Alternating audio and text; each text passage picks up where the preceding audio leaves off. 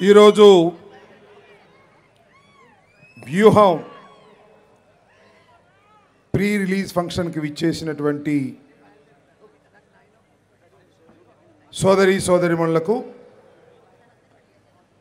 ఇక్కడకు విచ్చేసినటువంటి ముఖ్య అతిథులుగా విచ్చేసినటువంటి వేదిక మీద ఆసీనులైనటువంటి నుంచున్నటువంటి నా సహచర మంత్రివర్యులు, సహచర శాసనసభ్యులు అందరికీ ముందుగా నా హృదయపూర్వకమైన నమస్కారాలు. ఇండియన్ ఫిలిం ఇండస్ట్రీలోనే టాలెంటెడ్ ఫిలిం డైరెక్టర్ ఆర్జీవి గారు నిర్మించినటువంటి వ్యూహాన్ని 29వ తారీఖున మనం చూడబోతున్నాం. దానికి ముందు 2 విషయాలు ఆర్జీవి గారి గురించి చెప్పాలి. చాలామంది డైరెక్టర్లను చూసాం ఈ దేశంలో. తెలుగులో చూసాం, హిందీలో చూసాం, ఇతర భాషల్లో చూసాం. అలా వచ్చారు, అలా తీశారు, అలా వెళ్ళిపోయారు. కానీ ఆ రోజున శివ దగ్గర నుంచి నేటు వ్యూహం వరకు అనేకమైన చిత్రాలను తీసి ప్రజాదరణ పొందిన ఏకైక తెలుగు డైరెక్టర్ ఎవరైనా ఉన్నారు అంటే అది ఆర్జీవి విజయవాడ వాస్తవ్యుడని చెప్పడానికి గర్వపడుతున్నానని మనవి చేస్తున్నా. ఈరోజు చాలా చిత్రాలు చూస్తాం, మనం కమర్షియల్ చిత్రాలను చూస్తాం, కానీ విప్లవాత్మకమైన మార్పులతో తీసేటటువంటి చిత్రాలను అరుదుగానే చూస్తాం. కానీ ఆర్జీవి గారి దగ్గర ఉన్న గొప్పతనం ఏమిటంటే నిజ జీవితంలో ఉన్న సంఘటనలను సినిమాలుగా తీసి ఇంతకుముందు వాటిని ప్రదర్శించి విజయవంతం చేశారు. ఇవాళ మరొక అడుగు ముందుకు ఏం వేశారంటే నిజ జీవితంలో ఎవరి పేర్లైతే ఉన్నాయో ఆ పేర్లతోనే సినిమా తీసిన ఏకైక దర్శకుడు ఈ వరల్డ్లో ఎవరైనా ఉన్నారు అంటే అది ఆర్జీవి వ్యూహంతోనే ప్రారంభం కాబోతుందని కూడా మనవి చేస్తున్నా. ఏదో దొంగ పేర్లు పెట్టి శ్యాంబాబు అని నన్ను చూపించి అలా ఏవి ఉండవు.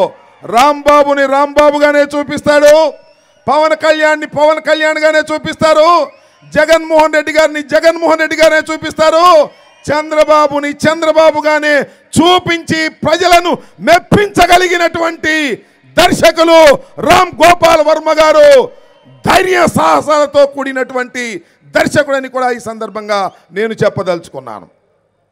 మరొక్క నిర్మాత గురించి కూడా చెప్పాలి. నిర్మాత నాకు అత్యంత ఆప్తుడైనటువంటి మిత్రుడి కుమారుడు, మా రేపల్లె వాస్తవ్యుడు అని చెప్పడానికి గర్వపడుతున్నానని మనం చేస్తున్నా. కిరణ్, దాసరి కిరణ్ చాలా చిన్నవాడిగా తెలుసు. వాళ్ళ నాన్నగారు నాకు బాగా తెలుసు. వాళ్ళ నాన్నగారు ఇప్పుడు లేరు. అయినా చాలా ధైర్యంతో రామ్ గోపాల్ వర్మ గారితో ప్రయాణం చేస్తున్నటువంటి నిర్మాత దాసర్ కిరణ్ని ఈ సందర్భంగా అభినందిస్తున్నానని మనవి చేస్తున్నా. ఇంకొక విషయం ఇక్కడ చెప్పాలి. నేను రాజశేఖర రెడ్డి గారితోనూ సన్నిహితంగా ఉన్నా, జగన్మోహన్ రెడ్డి గారితోనూ సన్నిహితంగా నడుస్తున్నా, ఇద్దరిని దగ్గరగా చూశా. అలా దగ్గరగా చూసినటువంటి ఇద్దరి ప్రముఖ వ్యక్తులను మా ఆర్జీవి గారు ఎలా ఆవిష్కరించబోతున్నాడో అని కుతూహలంగా ఎదురు చూస్తున్న హృదయం మీది, నాది, మన అందరిది అని కూడా మనవి చేస్తున్నా. నేను ఒకటి అడుగుతానండి.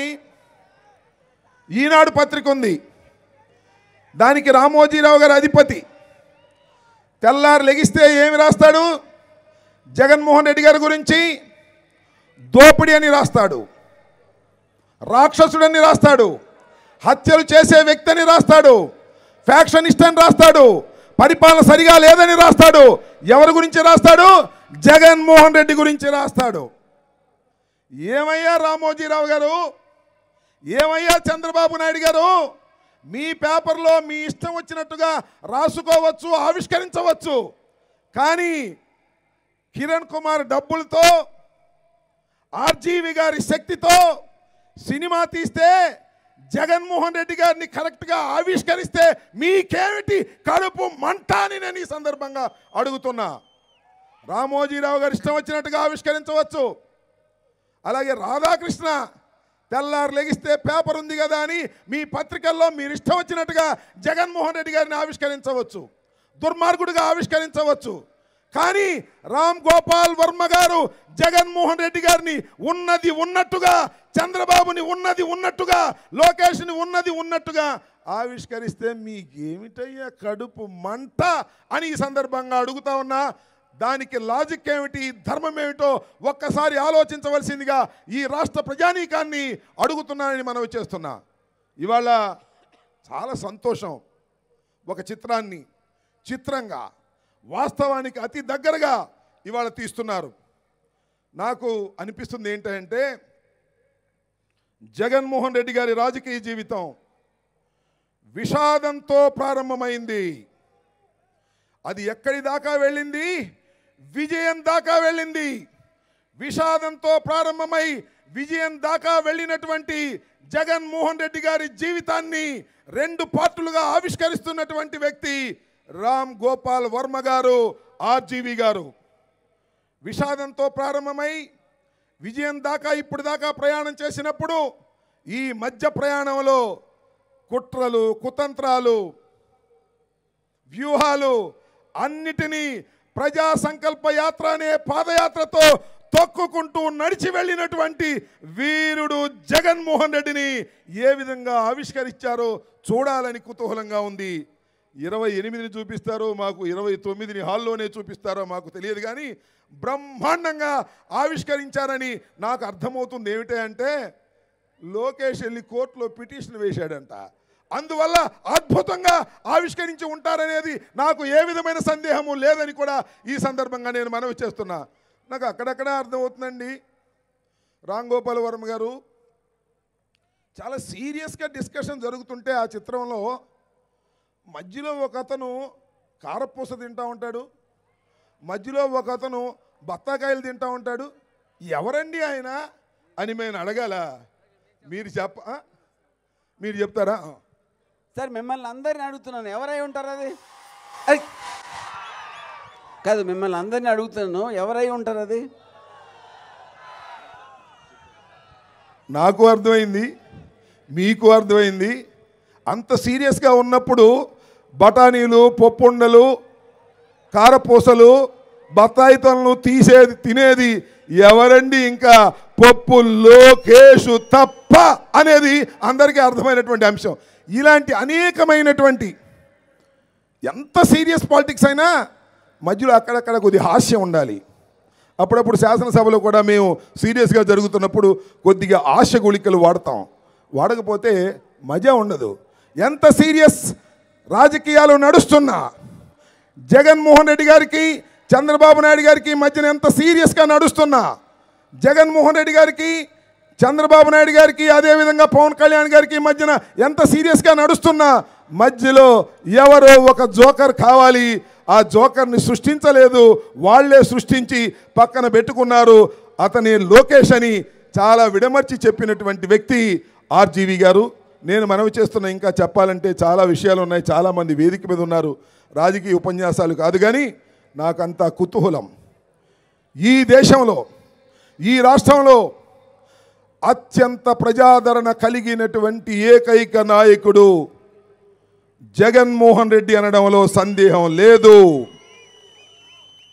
ధైర్య సాహసాలలో జగన్మోహన్ రెడ్డి గారిని మించినటువంటి నాయకుడు ఈ దేశ రాజకీయాల్లో లేడు అని కూడా ఈ సందర్భంగా ధైర్యంగా చెప్తున్నా. నేను ఇంకొక మాట చెప్పి ముగిస్తా. రాజశేఖర్ రెడ్డి గారిని చూశా, అతి దగ్గరగా చూశా, వారితో ప్రయాణం చేశా. జగన్మోహన్ రెడ్డి గారిని మరింత దగ్గరగా చూస్తున్నా. 100 రాజశేఖర్ల పెట్టు, ఒక్క జగన్మోహన్ రెడ్డి అని మనవి చేస్తున్నా. తండ్రిని మించిన తనయుడు కాబోతున్నాడు ఈ రాష్ట్రంలో. తిరుగులేని ఆధిపత్యాన్ని ప్రజల గుండెల్లో పొందినటువంటి వ్యక్తి జగన్మోహన్ రెడ్డి. జగన్మోహన్ రెడ్డి గారిని ఓడించటానికి ప్రయత్నం చేసే ఏ శక్తి అయినా మట్టి కరవక తప్పదు. ఆ పీకే అయినా ఈ పీకే అయినా ఏ పీకే అయినా జగన్మోహన్ రెడ్డి గారి ముందు బలాదూరనని ఈ సందర్భంగా తెలియజేస్తూ దాసర్ కిరణ్ నిర్మాణంలో తయారైనటువంటి వ్యూహం ఆర్జేవి గారి పర్యవేక్షణలో దర్శకత్వంలో తయారైన వ్యూహం 29న రిలీజ్ అయి ప్రజాదరణ పొంది ఆర్థిక లాభాలను పొంది కొత్తగా ఆర్జీవి గారికి పేరు దీంతో వస్తుందని అనుకోను. ఎప్పటి నుంచో పేరు ప్రఖ్యాతులు గడించినటువంటి వ్యక్తి. అలాంటి ఆర్జీవి గారికి మరింత పేరును తెచ్చేటటువంటి చిత్రంగా ఇది రాజకీయాల్లో నిలిచిపోవాలని రాజకీయ చిత్రం ఇది. దీనిలో ఏం మొహమాటమేం లేదు. ఆయన ఏం మొహమాటంగా చెప్పడం లేదు. జగన్ గారిని జగన్ గారే అన్నాడు, చంద్రబాబుని చంద్రబాబే అన్నాడు, పప్పును పప్పే అన్నాడు. ఎక్కడ నాటకాలు లేకుండా. నాకు ఇంకొక విషయం చెప్పాలి, ఇక్కడ చాలా టైం అవుతుంది. నాకు అత్యంత అభిమానవంతుడైనటువంటి దర్శకుడు మనిషి కూడా రామ్ గోపాల్ వర్మ అని చెప్తున్నా.